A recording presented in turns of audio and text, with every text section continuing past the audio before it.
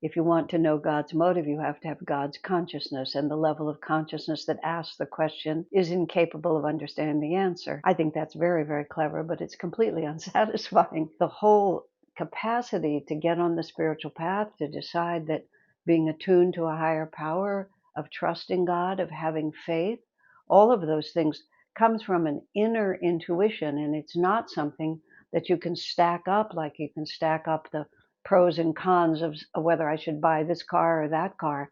It's not the same thing at all. It's an awareness that there are other dimensions to this reality than the most obvious one that the senses give us. Most people on the planet are not driven to understand life on that level. At a certain point in our many incarnations, the quest for lasting happiness, for something that's not ephemeral, that carries us incarnation after incarnation, even if we don't remember, it goes into our energy system, and we're born with this driving desire to know. And this understanding comes to us that doesn't quite translate, but it's not stupid. Trust me on that one.